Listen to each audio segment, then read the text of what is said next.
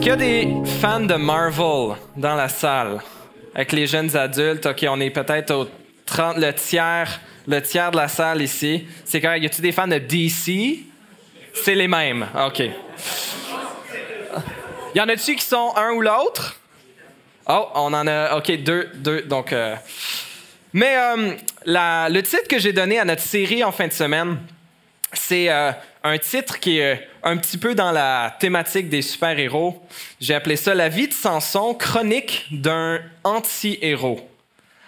Alors, souvent, dans les films de super-héros, les comics de super-héros, on a des personnages qui ont des caractéristiques héroïques, qui ont non seulement des super-pouvoirs, mais aussi qui sont on l'espère, des bonnes personnes, qui ont des bonnes motivations.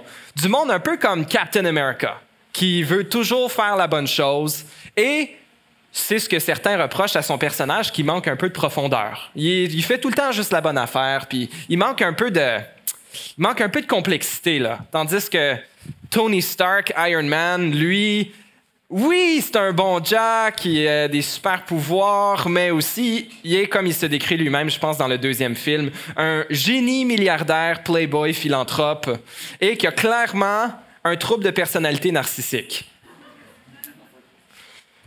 Mais Iron Man, il ne se qualifie pas tout à fait dans la catégorie anti-héros. Qu'est-ce qu'un anti-héros? Selon la très fiable source Internet Wikipédia, un anti-héros est un personnage principal d'une histoire qui n'a pas les qualités et attributs héroïques conventionnels, tels que l'idéalisme, le courage et la moralité. Bien que les anti-héros puissent parfois accomplir des actions moralement correctes, ce n'est pas toujours pour les bonnes raisons, agissant souvent principalement par intérêt personnel ou d'une manière qui défie les codes éthiques. Certains de ces personnages, par exemple dans les films de Marvel, sont le demi-dieu Loki, qui super série, en passant à la série qui est sortie, ou d'autres films que j'ai pas regardés parce qu'ils n'étaient pas tout à fait PG, mais Suicide Squad, Deadpool, des personnages qui sont clairement pas des gentils, mais qui, un peu malgré eux, se ramassent à faire des bonnes choses. Le personnage de Samson est un peu quelqu'un comme ça. Quelqu'un qui est appelé à faire de grandes choses, mais qui, clairement, sa vie n'est pas aligné avec les bonnes priorités. Et est-ce qu'il a accompli tout ce qu'il aurait pu faire s'il avait mis tout son potentiel à bon escient? Évidemment pas. Cependant, on voit non seulement dans l'histoire de Samson, l'histoire un peu tragique de cet homme avec plein de capacités, mais qui n'a pas vraiment livré la marchandise, mais on voit l'histoire de son Dieu. L'histoire de son Dieu qui poursuit son peuple rebelle et poursuit son juge rebelle et qui va l'utiliser malgré lui et qui va même, d'une façon un peu mystérieuse, qui lui appartient, va racheter Samson pour que sa vie soit néanmoins utile entre ses mains. On va regarder aujourd'hui un peu ces chroniques de la vie de Samson. On a un peu 5 épisodes de la vie de Samson que j'ai mis les 2 premiers aujourd'hui. On va voir les épisodes 3 et 4 ce soir, puis on va voir le dernier épisode demain matin. Mais la vie de Samson se situe à l'époque des juges. Ça, c'est une époque dans l'Ancien Testament qui se situe entre la sortie du peuple d'Israël de l'Égypte sous la direction de Moïse, où ils avaient été esclaves. Donc, ils sont sortis d'Égypte, ils ont été amenés dans le pays que Dieu avait promis à leur ancêtre Abraham, sous la direction de Josué. Ils ont à moitié pris possession du pays en laissant toutes sortes d'autres peuples idolâtres autour d'eux, contrairement à ce que Dieu leur avait demandé de faire. Donc, on est après l'époque de Josué, entre l'époque de Josué et le début de la royauté, avec le roi Saül, le roi David, le roi Salomon. Et on a cette espèce de période méga chaotique, la période des juges, qui dure, les historiens théologiens estiment, environ 300 ans, entre 1380 avant Jésus et 1050, qui est l'année de l'onction de Saül. Mais on voit un peu ce cycle dans le livre des Juges. Si vous lisez le livre des Juges, c'est vraiment décourageant. mais ça va peut-être vous rappeler votre propre vie aussi. Mais on a cette espèce de cycle, ce cycle du peuple d'Israël qui se répète encore et encore. Tout d'abord, on a le peuple d'Israël, après la mort de Josué, qui se met à adorer d'autres dieux des pays des alentours, Baal, Moloch, etc. Ils se marient avec les gens des peuples d'alentour, ils se mettent à adorer leurs dieux. C'est la première étape. La deuxième étape, c'est que Dieu envoie un peuple étranger pour punir Israël comme conséquence, un peuple qui vient un peu opprimer le peuple d'Israël puis les soumettre à eux. La troisième étape, c'est que les Israélites se repentent et crient à Dieu. Ils se repentent de leurs péchés, de leur idolâtrie, et crient à Dieu pour qu'il les libère de leur oppression. Et quatrièmement, Dieu entend leurs cris et suscite un libérateur ou un juge qui est choisi par l'Esprit du Seigneur, de qui il tient sa force. Et aidés par l'Esprit du Seigneur, les juges viennent à soumettre l'ennemi et repousser l'ennemi qui avait envahi Israël. Et il y a une période de paix pendant laquelle le juge exerce la justice en Israël jusqu'à sa mort. Et après ça, le cycle recommence. Le peuple d'Israël retourne aux idoles. Dieu envoie un peuple étranger pour les opprimer. Ils se repentent et crient à Dieu, délivre-nous. Dieu envoie un juge. Le peuple d'Israël n'a pas d'idole jusqu'à ce que le juge meure et le cycle se répète. Sauf que le cycle ne fait pas juste se répéter, le cycle empire. Et on le voit dans la vie des juges que Dieu amène, que Dieu soulève. Au début, on a des juges comme Éhud, Othniel, qui, on n'a pas vraiment grand-chose à leur reprocher, on ne sait pas tant grand-chose d'eux non plus. Mais là, plus ça avance, il y a Barak. Ah, Barak, ça va, un peu lâche, un peu peureux. Puis là, ensuite, on a Gédéon. Gédéon, ouais, on aime tous l'histoire de Gédéon, la tactique militaire incroyable dans Juges 6 à 8. Mais lisez le dernier chapitre de la vie de Gédéon, puis ça, on ne l'enseigne pas à l'école du dimanche.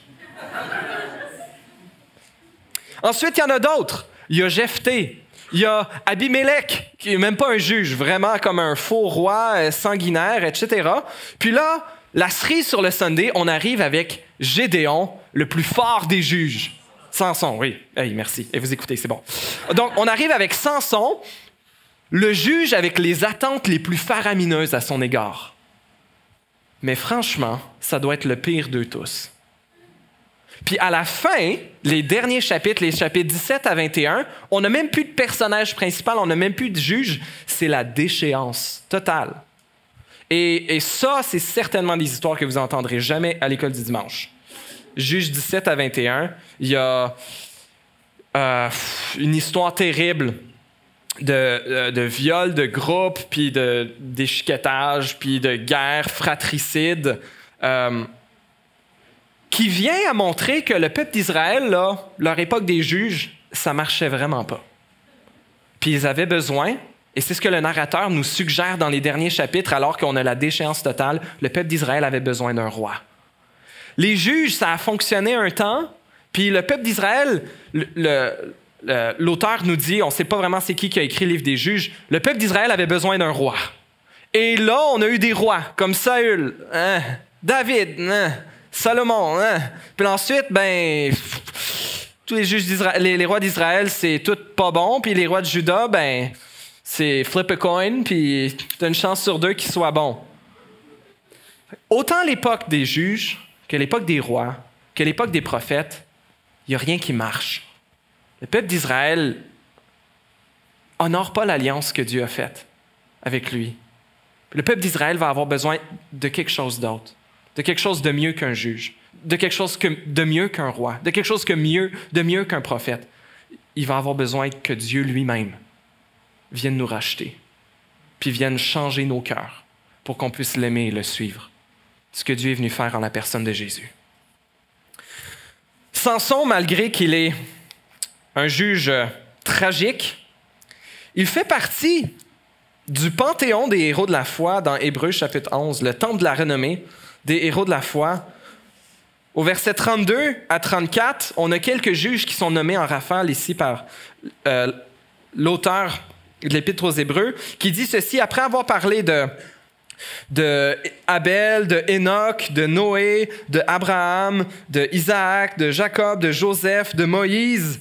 Il parle de Rahab aussi, il nomme quelques juges en rafale, il dit ceci: « Et que dirais-je encore? Le temps me manquerait en effet pour parler de Gédéon, de Barak, de Samson, de Jephthé, de David, de Samuel et des prophètes. Par la foi, et c'est ça le thème de Hébreux 11, ils ont vaincu des royaumes, exercé la justice, obtenu la réalisation de promesses, fermé la gueule de lion, éteint la puissance du feu, échappé aux tranchants de l'épée, repris des forces après une maladie, été vaillant à la guerre, mis en fuite des armées étrangères. » Même ces personnages un peu complexes, personnages un peu tragiques comme Samson, font partie de ceux que Dieu estime qui ont été, d'une certaine façon, des héros de la foi. Des hommes qui avaient suffisamment de foi, malgré leur déchéance, en un Dieu rédempteur, que Dieu s'est servi d'eux pour le salut de son peuple. Sautons maintenant dans épisode numéro 1, Juges, chapitre 13. Donc, l'histoire de Samson couvre 4 chapitres dans le livre des Juges, les Juges 13, 14, 15, 16. On va couvrir épisodes 1 et 2 aujourd'hui, donc 13 et 14, puis on va le lire au complet, si jamais vous n'aviez pas eu l'occasion de le lire, ou si vous ne l'aviez pas encore si vous n'aviez pas eu l'occasion de les lire dans les dernières semaines, ou si vous-même ne l'avez jamais lu ou entendu. Le livre des Juges, c'est le 7e livre de la Bible, en commençant par le début, donc Josué, Genèse, Exode, Lévitique, Nombre, Deutéronome, Josué, Juges. Donc 7e livre au chapitre 13. Je vais lire le chapitre 13 au complet. Je lis dans la parole de Dieu. Les Israélites firent encore ce qui déplaît à l'Éternel. Et l'Éternel les livra entre les mains des Philistins pendant 40 ans. Il y avait un homme de Tsoréa, du clan des Danites, qui s'appelait Manoach. Sa femme était stérile, il n'avait pas d'enfant. L'ange de l'Éternel apparut à la femme et lui dit: « Te voici stérile, sans enfant. Tu deviendras enceinte et tu mettras au monde un fils. » Est-ce que ça vous fait penser à autre chose? Maintenant, fais bien attention de ne boire ni vin ni liqueur forte et de ne rien manger d'impur, car tu vas devenir enceinte et tu mettras au monde un fils. Le rasoir ne passera pas sur sa tête, parce que cet enfant sera consacré à Dieu ou sera naziréen pour Dieu dès le ventre de sa mère. Ce sera lui qui commencera à délivrer Israël de la domination des Philistins. La femme alla dire à son mari: « Un homme de Dieu est venu vers moi et il ressemblait à un ange de Dieu. Il avait l'air effrayant. Je ne lui ai pas demandé d'où il venait, mais il m'a fait connaître son nom. Et il ne m'a pas fait connaître son nom, mais il m'a dit: « Tu vas devenir enceinte et tu mettras au monde un fils. Maintenant, ne bois ni vin ni liqueur forte et ne mange rien d'impur, parce que cet enfant sera consacré à Dieu dès le ventre de sa mère jusqu'au jour de sa mort. » Manoach fit cette prière à l'Éternel. « Ah, Seigneur, que l'homme de Dieu que tu as envoyé vienne encore vers nous et qu'il nous enseigne ce que nous devons faire pour l'enfant qui naîtra. » Dieu exauça la prière de Manoach et l'ange de Dieu vint encore vers la femme. Elle se trouvait dans un champ et Manoach, son mari, n'était pas avec elle. Elle courut vite annoncer la nouvelle à son mari et lui dit: « L'homme qui est venu l'autre jour vers moi m'est apparu. » Manoach se leva pour suivre sa femme, alla vers l'homme et lui demanda: « Est-ce toi qui as parlé à ma femme? » Il répondit: « C'est moi. » Manoach dit: « Lorsque ta parole s'accomplira, comment faudra-t-il agir vis-à-vis de l'enfant et qu'y aura-t-il à faire? » L'ange de l'Éternel répondit à Manoach: « Ta femme s'abstiendra de tout ce que je lui ai dit. Elle ne goûtera à aucun produit de la vigne. Elle ne boira ni vin, ni liqueur forte, et elle ne mangera rien d'impur. Elle respectera tout ce que je lui ai prescrit. » Manoach dit à l'ange de l'Éternel: « Permets-nous de te retenir et de te préparer un chevreau. » L'ange de l'Éternel répondit à Manoach: « Même si tu me retiens, je ne mangerai pas de ton plat. En revanche, si tu veux faire un holocauste, offre-le à l'Éternel. » Manoach ne savait pas que c'était un ange de l'Éternel. Il dit à l'ange de l'Éternel, « Quel est ton nom, afin que nous te donnions gloire quand ta parole s'accomplira? » L'ange de l'Éternel lui répondit, « Pourquoi demandes-tu mon nom? Il est merveilleux. » Manoach prit le chevreau et l'offrande, et il fit un sacrifice à l'Éternel sur le rocher. Il se produisit quelque chose de merveilleux. Pendant que Manoach et sa femme regardaient, pendant que la flamme montait de l'autel vers le ciel, l'ange de l'Éternel monta dans cette flamme. À cette vue, Manoach et sa femme tombèrent le visage contre terre. L'ange de l'Éternel ne leur fut plus visible. Manoach comprit alors que c'était l'ange de l'Éternel, et il dit à sa femme, « Nous allons mourir, car nous avons vu Dieu. » Sa femme lui répondit, « Si l'Éternel avait voulu nous faire mourir, il n'aurait pas pris de nos mains l'holocauste et l'offrande. Il ne nous aurait pas fait voir tout cela, et il ne nous aurait pas maintenant fait entendre de pareilles choses. » La femme mit au monde un fils, et elle l'appela Samson. L'enfant grandit, et l'Éternel le bénit. L'Esprit de l'Éternel commença à le pousser à l'action, à Machané Dan, entre Tsoréa et Eshtaol. Fin de l'épisode 1. Voici la parole de Dieu.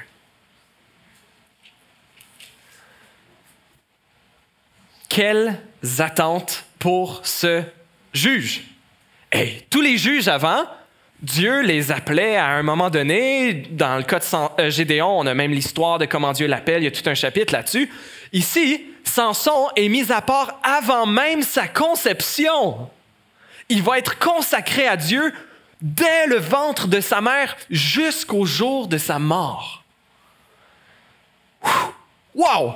Quel genre de juge, quel genre de héros est-ce que cet homme va pouvoir être pour le peuple d'Israël? On est vraiment face à des attentes exceptionnelles. On a un chapitre au complet qui, quand on lit les livres des juges, je me demande un peu pourquoi il y a autant de place qui est consacrée à ça. Il y a des choses qui sont répétées 3 fois, là, comment la mère de Samson ne devra pas boire de vin, manger aucun raisin, etc., pendant qu'elle est enceinte, pour que Samson soit déjà un naziréen dès le ventre de sa mère. Un peu comme ceux qui essaient d'avoir des enfants, on recommande de prendre des multivitamines, de prendre des suppléments alimentaires. Comme ça, dès que l'enfant est conçu, il va déjà avoir le maximum pour son développement. Là, Samson, c'est la même chose, le maximum de consécration à Dieu. Il va être naziréen dès le ventre de sa mère. Qu'est-ce que ça veut dire, naziréen?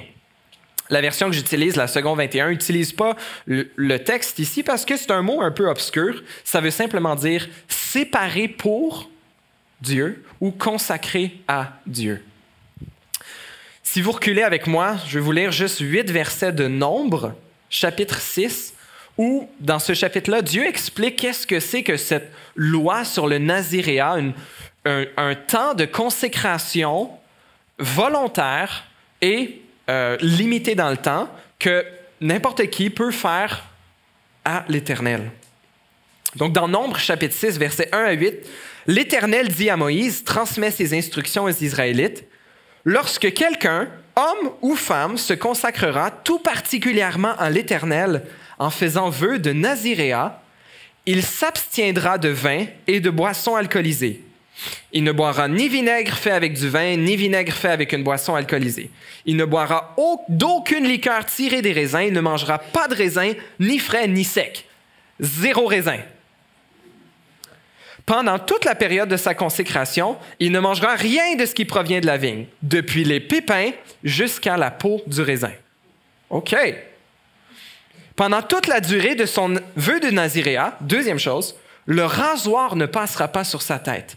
Il sera saint jusqu'à ce que prenne fin la période pour laquelle il s'est consacré à l'Éternel.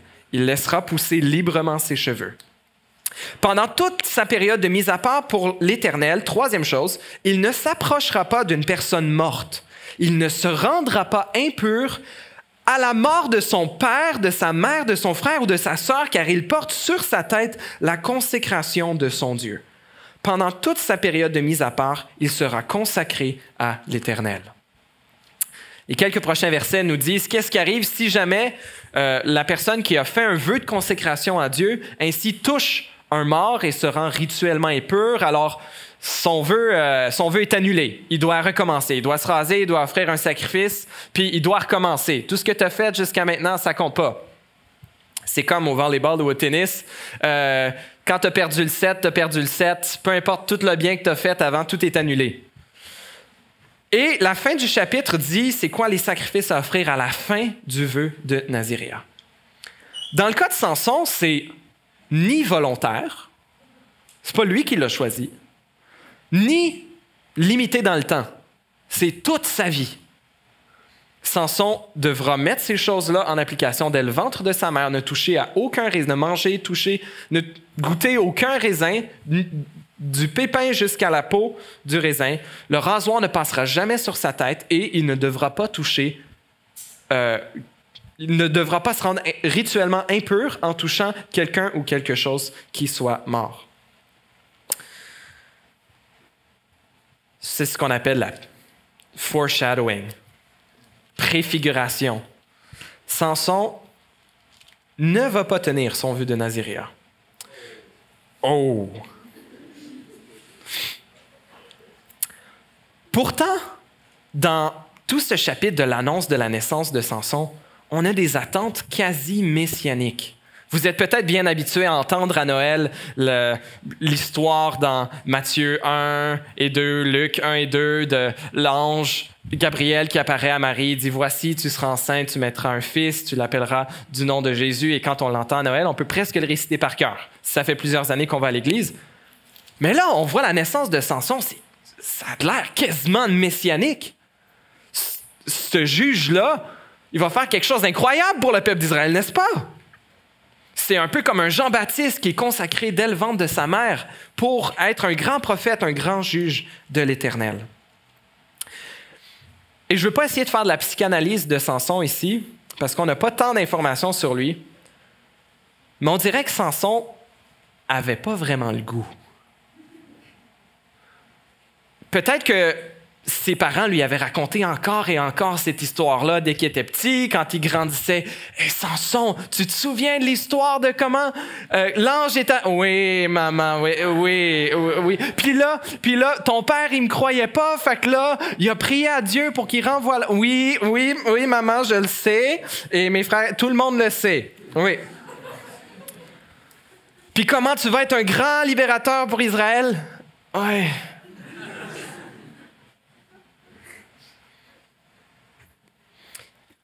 Je ne sais pas si vous êtes comme moi, mais plus les attentes sont hautes à votre égard, plus c'est lourd à porter. Et peut-être que c'est ça qui s'est passé pour Samson ici. En tout cas, c'est une partie. Je pense que c'est peut-être, là c'est une hypothèse, c'est peut-être une partie de ce qui fait que Samson était un personnage si tragique. Le poids de ses attentes extraordinaires placées sur ses épaules et qui est fâcheusement incapable de vivre à la hauteur de ces lourdes attentes. Est-ce qu'il y a du monde qui vous ont placé des attentes sur vos épaules? Vos parents, vos profs, vos amis, votre employeur, votre conjoint, votre chum, votre blonde. Et plus les attentes sont hautes, souvent plus on a le goût de fuir. Soit on se tue à la tâche ou on fuit. Et on dirait que la réponse de Samson ici dans sa vie, ça va avoir été de « Non, merci. I'm gonna do me. Je vais faire ce que moi, ça me tente. » Avant d'aller dans l'épisode 2, cependant, on voit les grandes attentes qu'il y avait sur Samson, mais je veux pas passer à côté de la nature de Dieu qui nous est révélée dans ces quelques versets. On voit un Dieu un Dieu d'une grande puissance et d'une grande gloire. Lorsque l'ange de l'Éternel vient à la femme de Manoach, la mère de Samson, qui n'est même pas nommée, et Manoach, les parents de Samson, et que cet ange-là, sa gloire est un peu voilée, on lui demande c'est quoi son nom, et il ne répond pas, il dit « Mon nom est merveilleux ». Et il y a quelque chose de merveilleux, même mot qui se reproduit quand les parents de Samson offrent un sacrifice à l'Éternel, l'ange, comme monte au ciel avec la flamme du feu, avec l'Holocauste, et les parents de Samson tombent face contre terre, terrifiés d'avoir contemplé la gloire de Dieu. Et franchement, quand je lis le texte, quand on lit ces histoires-là de gens qui ont bien peur de Dieu, comme ici, « Oh, nous allons mourir car nous avons vu Dieu. » On peut trouver ça drôle un peu. Puis moi, c'est un peu ma première réaction quand la mère de Samson répond à son mari, « Ben, Dieu, si Dieu avait voulu nous faire mourir, il nous aurait pas fait voir tout ça. » Mais je pense qu'on est peut-être un petit peu trop loin on rate l'opportunité de voir comment ce Dieu est effectivement glorieux, puissant, majestueux et terrifiant dans sa sainteté. De sorte que même lorsqu'une parcelle de sa gloire est révélée, cet homme et cette femme qui, j'ai l'impression, étaient des gens pieux, tombent face contre terre et le Père du moins est certain qu'il va mourir car il a vu Dieu. C'est un peu la vraie nature du Dieu créateur. Un Dieu dont les œuvres sont majestueuses et d'une grandeur incompréhensible. Je ne sais pas si vous avez déjà... essayez d'en profiter si vous pouvez cette nuit, si le ciel est dégagé. Nous, on habite à Montréal, ma famille et moi, puis on voit franchement pas grand étoile à Montréal. Ceux qu'on pense voir, ah non, c'est des avions, des satellites. Mais... ici, au Camp des Bouleaux, on va dans un coin un petit peu plus sombre, puis on est capable d'en voir. Puis ici, le ciel est assez clair, on peut voir même la tracée de la Voie lactée. Quand vous asseyez dans le silence quelques minutes, puis vous regardez les étoiles, on réalise qu'on n'est franchement pas grand-chose. Nous qui croyons que le monde tourne autour de nous bien souvent, quand on contemple la durée de notre vie, puis l'énormité de l'univers, Dieu nous révèle combien nous sommes petits et combien lui est grand. Mais ce n'est pas tout ce qu'on apprend de la nature de Dieu dans ce texte. Que non seulement ce Dieu est puissant, glorieux, terrifiant, saint, mais il est aussi un Dieu qui s'abaisse pour venir racheter son peuple. Un Dieu qui s'humilie, qui vient faire grâce à son peuple rebelle. Et la mère de Samson elle dit la vérité. Elle parle justement lorsqu'elle dit effectivement, si l'Éternel avait voulu nous faire mourir, Juge 13, verset 23, il n'aurait pas pris de nos mains l'holocauste et l'offrande. Il ne nous aurait pas fait voir tout cela et il ne nous aurait pas maintenant fait entendre de pareilles choses. Côte à côte avec la crainte légitime d'un Dieu puissant et saint, il y a ce réconfort que Dieu ne veut pas nous détruire, mais nous préserver. Il ne veut pas notre condamnation, mais il veut notre salut. Et ceci est encore peut-être un peu plus évident, juste dans les 2 premiers versets de notre chapitre, où on a la répétition du cycle, la spirale descendante des juges. Verset 1, les Israélites firent encore ce qui déplaît à l'Éternel.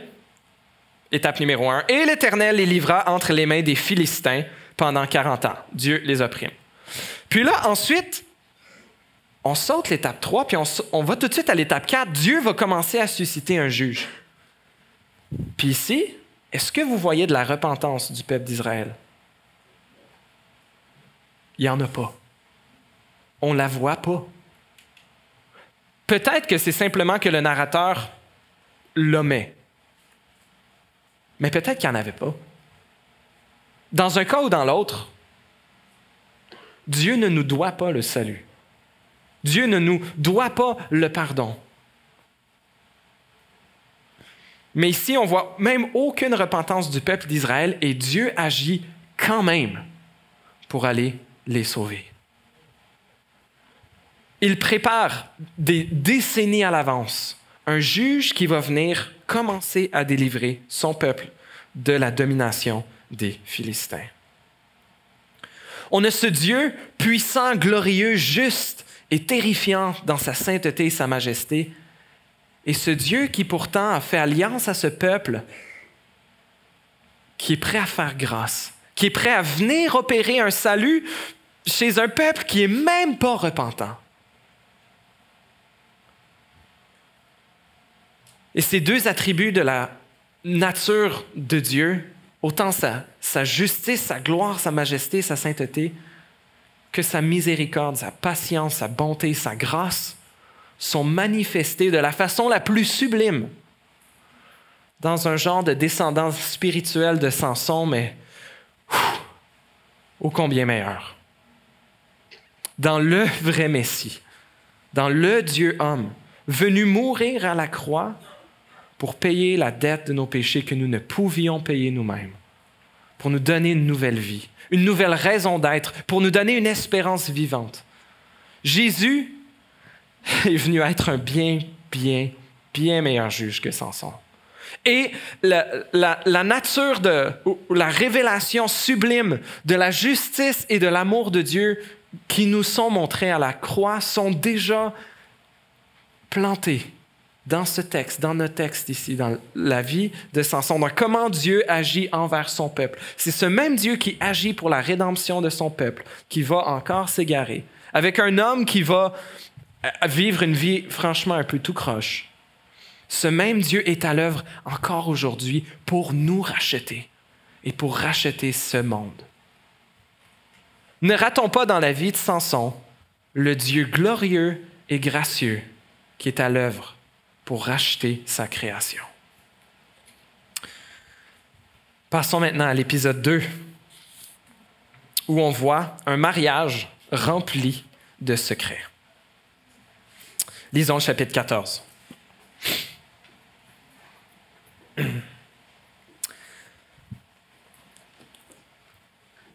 Samson descendit à Timna et il y vit une jeune fille philistine.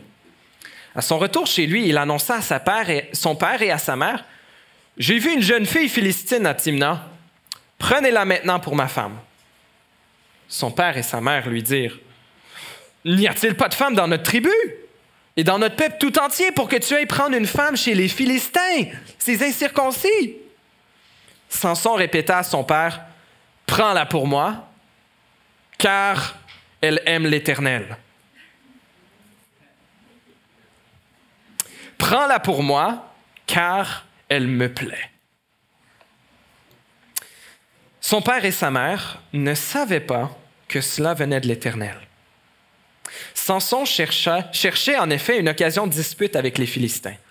À cette époque-là, les Philistins dominaient sur Israël. Samson descendit avec son père et sa mère à Timna. Lorsqu'ils arrivèrent aux vignes de Timna, un jeune lion rugissant vint à sa rencontre.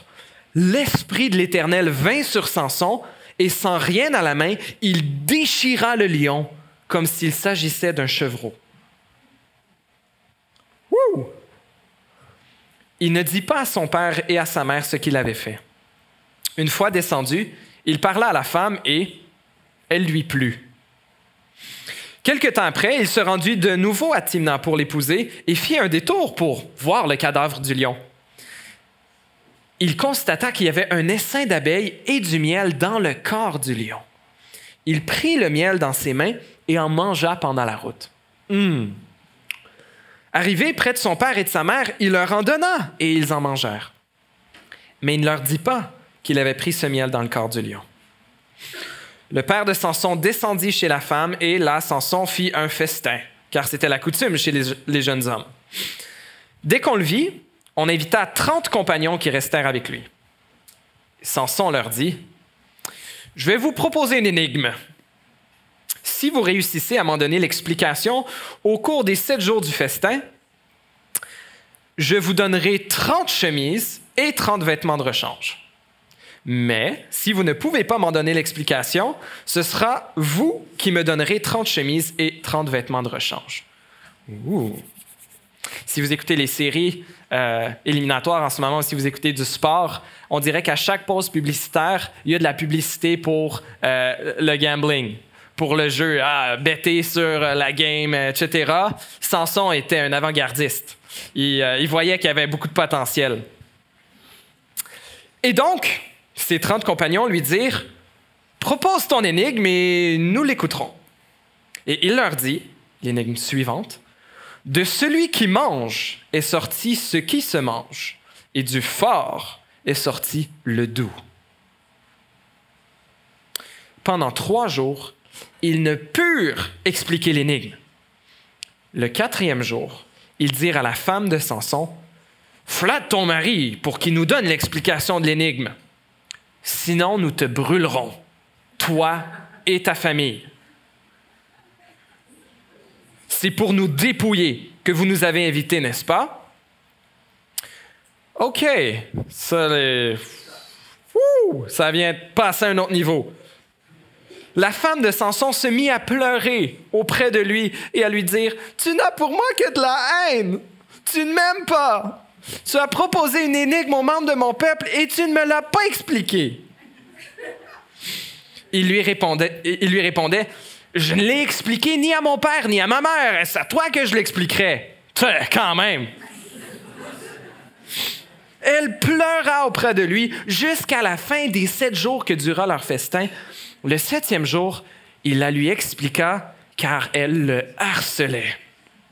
C'est vraiment un beau début de mariage, hein? Elle donna alors l'explication de l'énigme aux membres de son peuple. Pour sauver sa peau et celle de sa famille, on ne peut pas tellement y en vouloir. Les habitants de la ville dirent à Samson le 7e jour avant le coucher du soleil, quelques minutes avant les 7 coups de minuit, « Samson, nous avons résolu ton énigme. » Bon, ça, c'est pas dans le texte, là, mais il dit ceci. « Quoi de plus doux que le miel et quoi de plus fort que le lion? » 30 habits, s'il vous plaît. Samson leur répondit, « Si vous n'aviez pas labouré avec ma génisse, vous n'auriez pas découvert mon énigme. » Drôle d'expression ici. Parlant de sa génisse, il parle de sa femme. Labourer avec elle, c'est-à-dire qu'ils ont fait le travail, faire des sillons, faire du travail dans le champ. Normalement, on ne faisait jamais avec des femelles. Donc, il dit, vous avez triché. Si vous n'aviez pas triché, vous n'auriez pas découvert mon énigme. Puis bon, je ne sais pas si c'était flatteur d'appeler sa femme une génisse ou pas. Il faudrait quelqu'un de l'époque là, pour faire un petit peu de lecture culturelle ici. Samson est pris au piège. Son énigme a été résolue. Or, voici ce qui se passe. Pour une 2e fois, l'Esprit de l'Éternel vint sur lui et descendit à Ascalon, une des grandes villes philistines. Il y tua 30 hommes, prit leurs affaires et donna les vêtements de rechange à ceux qui avaient donné l'explication de l'énigme. Rempli de colère, il remonta chez son père. Sa femme fut donnée en mariage à l'un de ses compagnons avec lequel il était lié d'amitié. Qui a eu une première semaine de mariage comme ça, là, dans ceux qui sont mariés? Qui aspire à ça pour sa première semaine de mariage?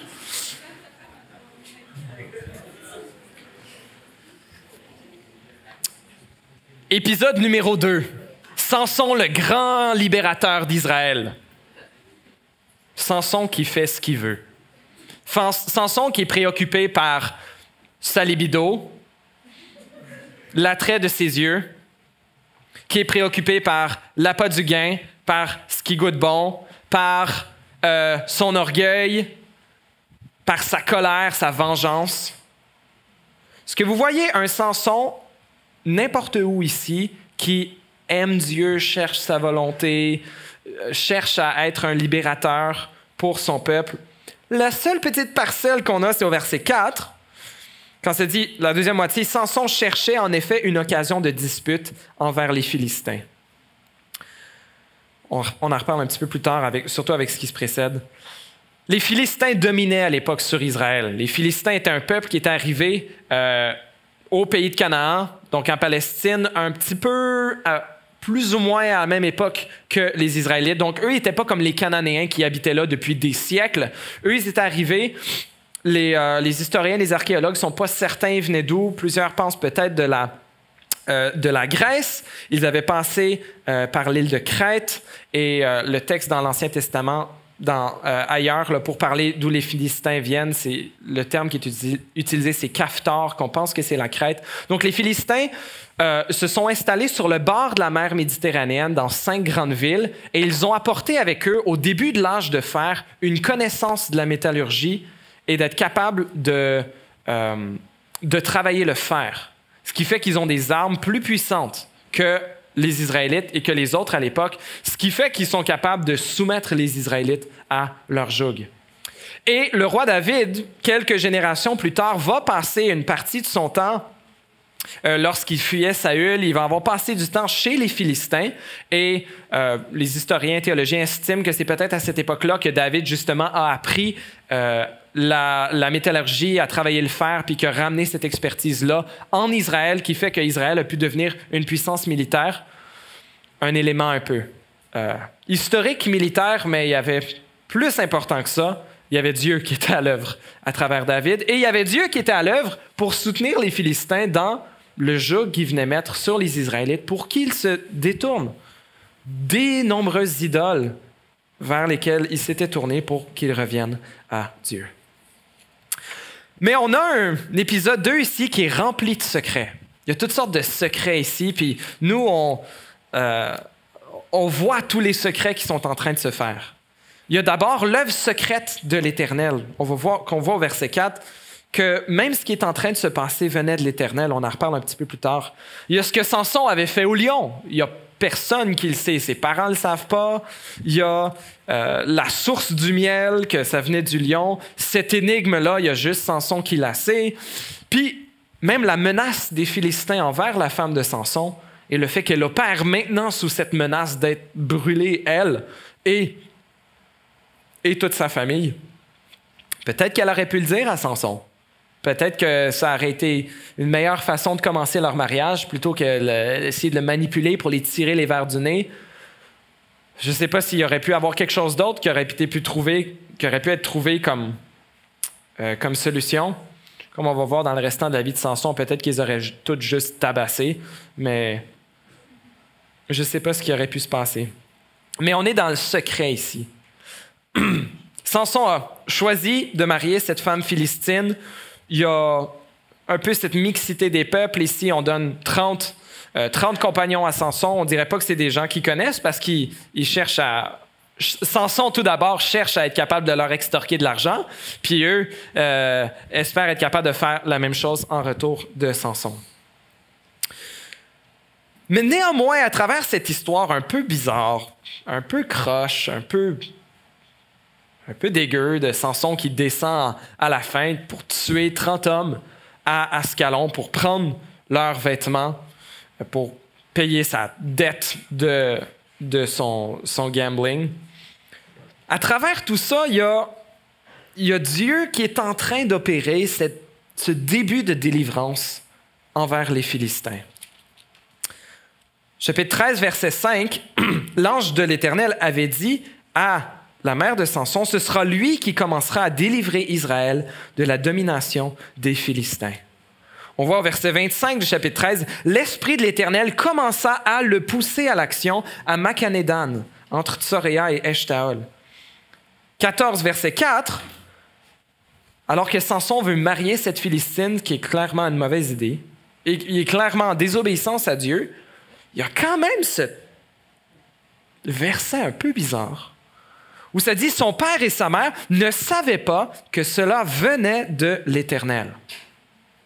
Comment est-ce que Samson peut être en train de faire quelque chose que Dieu a interdit aux Israélites de faire, de se marier avec des gens, des peuples idolâtres alentour, pas parce que c'est un mélange ethnique ou un mélange racial, mais parce que ça va mener à l'idolâtrie. Et on le voit encore et encore, c'est pas mal tout le temps ça qui se passe, sauf exception ici ou là, comme le livre juste après les Juges, le livre de Ruth qui est une Moabite et qui va se convertir, qui va dire à sa belle-mère « Ton Dieu sera mon Dieu, là où tu iras, j'irai. » Et que, ben là, il y a un mariage avec Boaz, un Juif.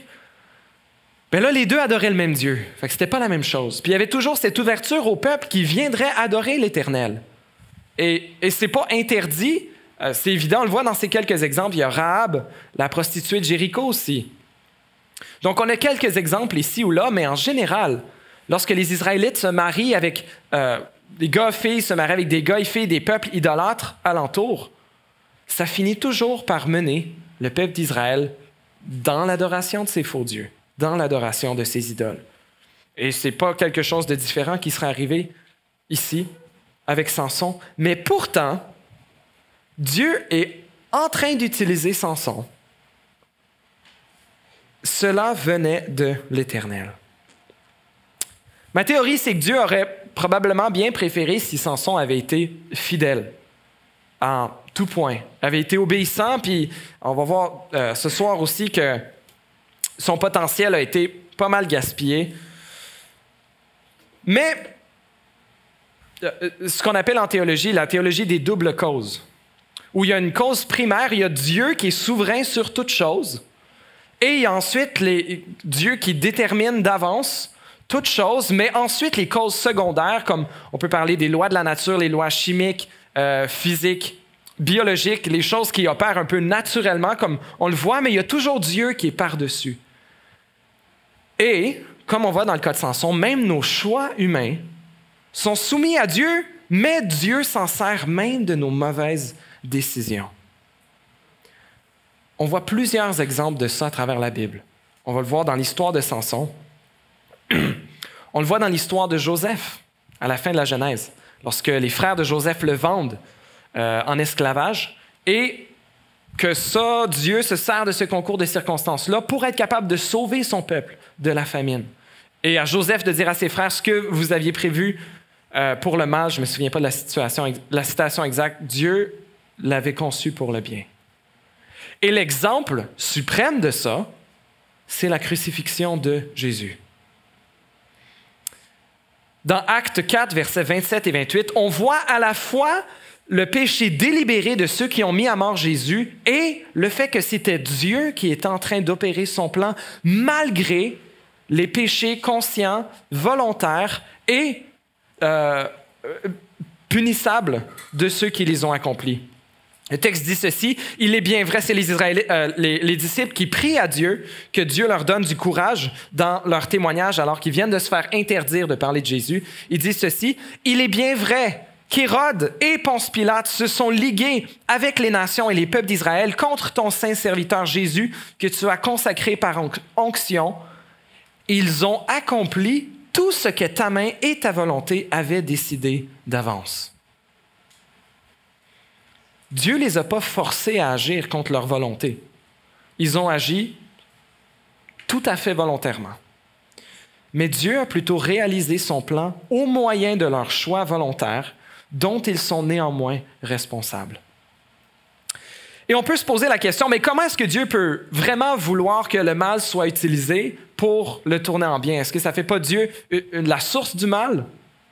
Il y a un certain mystère qui demeure. Mais on peut se poser la question, c'est de quel genre de Dieu est-ce que nous voulons? Est-ce qu'on veut d'un Dieu qui aimerait bien être capable de changer les choses, mais il n'est juste pas assez fort? Ou est-ce qu'on veut d'un Dieu qui est tellement puissant, qui est tellement glorieux et souverain, qui est capable d'utiliser et même ordonner d'une façon un peu mystérieuse le mal, prédestiné que le mal arrive pour être capable de le transformer en bien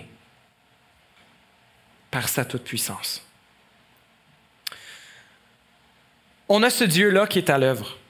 Que le mariage de Samson avec cette Philistine qui a une espèce de première semaine exécrable, Samson il pense qu'il va faire plein de cash, mais qui se ramasse à être capable à lui devoir rendre ce qu'il avait gagé. Mais il va se rendre à Ascalon pour tuer 30 hommes. Et ça va être le début des Philistins qui vont détester Samson. Et Samson qui déteste les Philistins. Il y a quand même Dieu qui est en train de commencer cette œuvre de délivrance par la vie et par les échecs de Samson. Il y a une dernière réflexion que j'aimerais qu'on aille à propos de ça, surtout dans un camp de jeunes adultes ici, c'est considérer faire des meilleurs choix de mariage que Samson, dans le fond. Samson, on voit que vraiment, il scrollait sur Tinder. Il en a vu une, puis il a dit, c'est le Tinder philistin, là.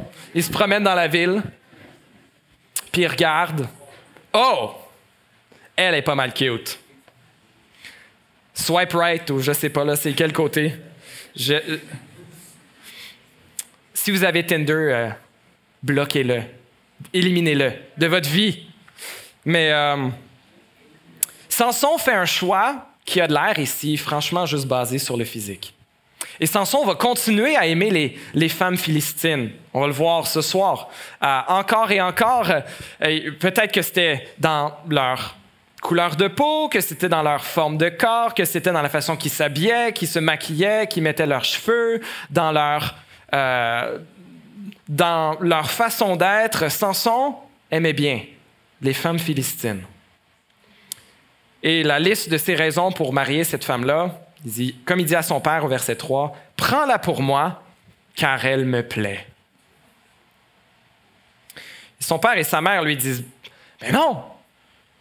Regarde, nous, dans la tribu de Dan, il y a plein de bonnes filles ici, n'est-ce pas?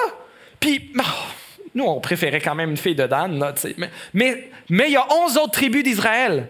Regarde, pourquoi aller avec des incirconcis? Les Philistins étaient incirconcis, pas consacrés à l'Éternel. Et c'est pas juste... c'est la question de quel Dieu ils servent ici.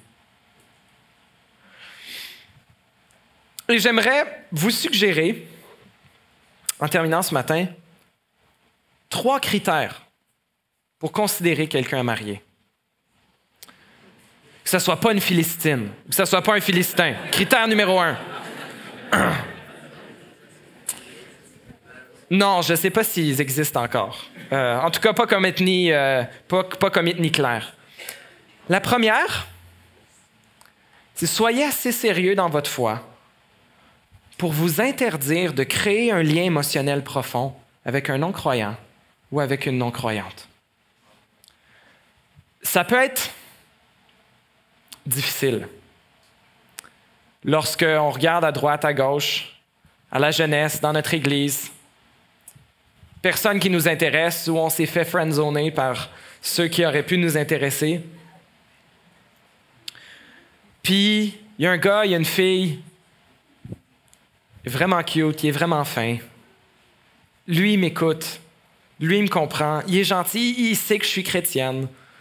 Elle sait que je suis chrétien, puis ça ne dérange pas. Ça ne dérange pas que je vais aller à l'église. Mais j'aimerais vous suggérer que ça serait probablement une des pires décisions de votre vie.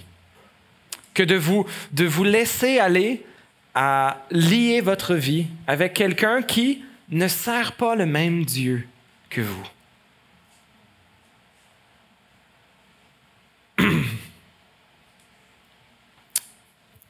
Ce texte qui me vient en tête, un de mes textes préférés, puis je suis même pas sûr il est où, je pense que c'est dans 2 Corinthiens 5.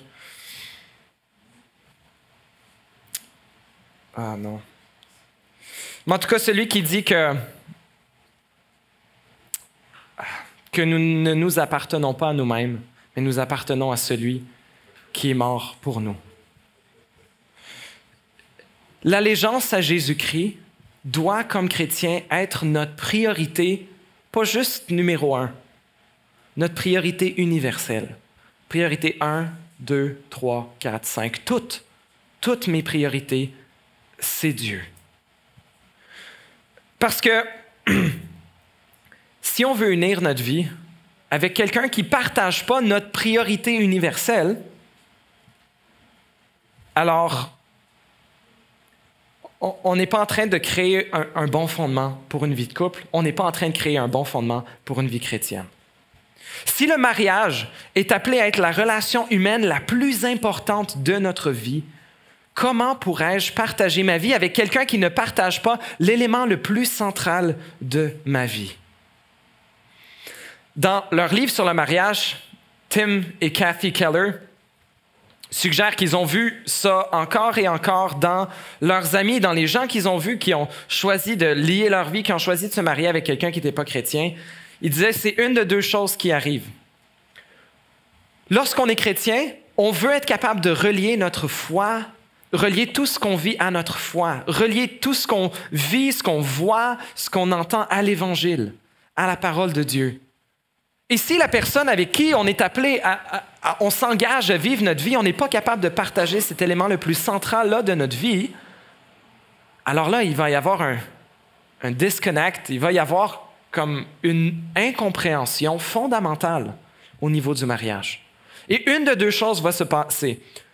Soit on va être distancé de notre conjoint non chrétien pour continuer à vivre pleinement dévoué à Dieu, soit on va se distancer de Dieu pour être capable de vivre l'intimité relationnelle et on va arrêter d'essayer de tout relier dans notre vie à Dieu parce que le conjoint ne comprend juste pas. Les décisions, la vie de couple, c'est déjà difficile. Mais si on n'est même pas capable d'avoir les mêmes fondements sur lesquels on prend nos décisions de vie, on est en train de... expression en anglais, we're setting ourselves up for failure. On est en train de préparer notre propre échec. Il y a plein de décisions difficiles à prendre dans le mariage. Puis certaines des grandes décisions, si un est chrétien et veut vraiment suivre le Seigneur et l'autre n'est pas chrétien, bien, les priorités financières, il va y avoir un gros bris ici. Si tu veux donner une partie importante de ton salaire, de ton revenu familial à l'Église, à des missionnaires, puis ben là, on pourrait prendre des plus grosses vacances avec ça. Ben là, on pourrait s'acheter une plus grosse maison avec ça pour... OK, comme ça me va qu'un matin par semaine, tu ailles à l'Église. Mais, come on, l'argent? Un autre gros sujet de dispute pour lequel on se prépare, c'est si le Seigneur nous donne la grâce d'avoir des enfants, c'est comment on va élever nos enfants.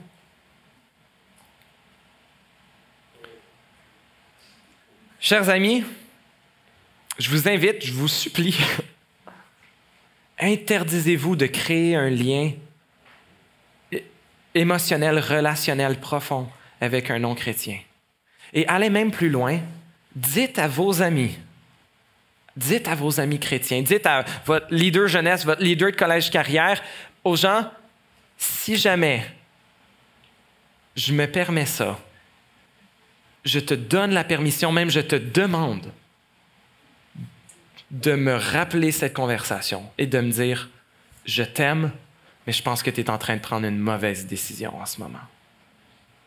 Faites pas juste prendre cette décision-là pour vous, scellez-la dans vos relations autour de vous. Demandez à vos amis proches, donnez-leur la permission et même exigez d'eux qu'ils viennent vous voir s'ils vous voient déraper dans une relation. Savez-vous quoi? Ça va aider à placer des sceaux sur votre propre cœur de faire cela. Première priorité pour le choix d'un conjoint, que ce ne soit pas une Philistine ou un Philistin. C'est-à-dire que ce soit un chrétien, que ce soit quelqu'un qui est sérieux dans sa foi, que ce soit un vrai chrétien. Quelqu'un qu'on voit qui cherche la face de Dieu, qui cherche à servir le Seigneur, qui cherche à mettre à mort le péché dans sa vie. La deuxième chose, deuxième priorité que je vous suggère, c'est de chercher l'amitié avant l'attirance. Chercher l'amitié avant l'attirance.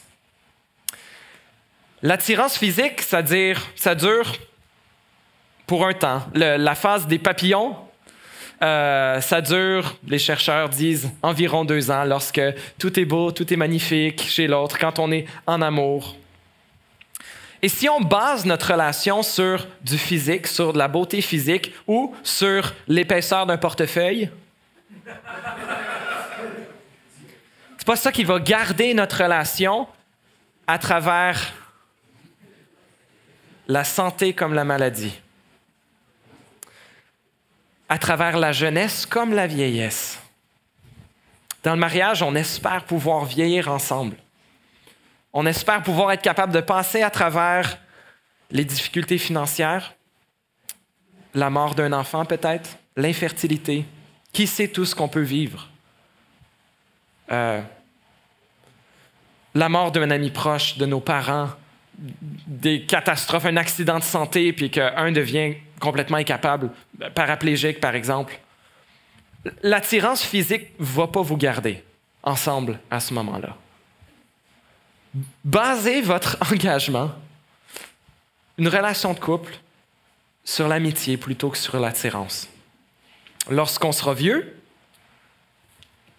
savez-vous quoi? L'amitié, ça vient créer l'attirance. Troisième suggestion, parce que peut-être que juste 1 et 2, ça pourrait être suffisant, de dire que ce soit un vrai chrétien, quelqu'un qui cherche le Seigneur. Puis deuxièmement, viser l'amitié plus que l'attirance ou l'argent ou la carrière, etc. Mais troisième, je pense que c'est un peu pragmatique. Assurez-vous que vous êtes capable de bâtir une vie commune avec des buts communs. On aspire à être capable de servir le Seigneur, mais de quelle façon on va faire ça dans notre vie? Si un aspire, par exemple, à aller comme missionnaire au Moyen-Orient et que l'autre veut prendre la relève de la business familiale puis s'impliquer dans son église locale à Joliette, ben ça marche pas. Fait que si vous n'êtes pas capable de vous aligner, de soit être prêt à l'un et l'autre, abandonner vos buts individuels, mais soyez prêts, au moins pragmatiquement, être capable de considérer est-ce qu'on est capable d'aller dans la même direction? Est-ce qu'on est capable de prendre et laisser? Puis c'est correct si un veut aller comme missionnaire au Moyen-Orient et que l'autre veut prendre la business familiale puis s'impliquer dans son église locale à Joliette. Il n'y a rien de mal à ces deux aspirations que Dieu peut très bien avoir placées dans votre cœur. Soyez ouverts à ce que Dieu peut-être réoriente vos priorités. Mais soyez au moins capables d'aller dans la même direction. Un croyant, l'amitié et un début commun. Je suggère qu'avec ces 3 choses-là, vous êtes capable de bâtir un beau mariage. Pas un mariage qui va être absent de tout problème, de toute épreuve, mais un mariage avec des meilleures fondations que ce que Samson a mis en œuvre dans son propre mariage et qui a vite tourné au vinaigre. On va voir plus tard, ce soir, comment ces super attentes messianiques de Samson, qui ne seront accomplies qu'en Jésus, que Samson ne livre pas pantoute la marchandise, que le genre de libération qu'il amène à son peuple est franchement pas si hot. On vient de voir aussi cet aperçu de ce Dieu puissant et glorieux. On a vu comment Dieu agit un peu mystérieusement, même à travers nos péchés, même à travers les mauvaises décisions, même à travers les tragédies mondiales, pour accomplir son plan.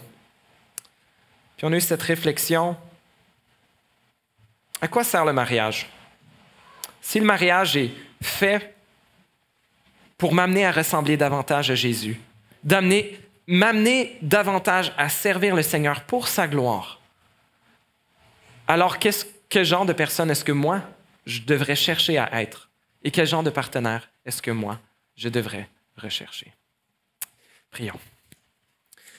Seigneur notre Dieu, merci de nous avoir donné ta parole. Merci de nous instruire par elle. Seigneur, je vais te prier pour peut-être certains qui vivent le poids de lourdes attentes à leur égard, Seigneur. Qui ont peut-être le goût de fuir, d'abandonner. Ou Seigneur, lorsqu'on regarde ton appel, l'appel de ta part à te suivre, Seigneur, à mourir à nous-mêmes pour porter notre croix et pour te suivre, Seigneur, il y a une partie de nous qui peut trouver ça lourd, qui peut avoir le goût d'abandonner. Je te prie s'il y a quelqu'un qui ploie sous ce fardeau, Seigneur. Ceux pour qui c'est le cas ce matin, que tu leur rappelles les paroles de ton Fils qui nous dit de venir à lui, nous tous qui sommes fatigués et chargés, et que tu nous donneras du repos. Que ton joug est doux, ton fardeau léger. Oui, Seigneur, nous voulons venir à toi, nous qui portons peut-être toutes sortes de fardeaux. Accorde-nous ta paix. Aide-nous à te suivre. Dans ton Fils Jésus, on prie. Amen.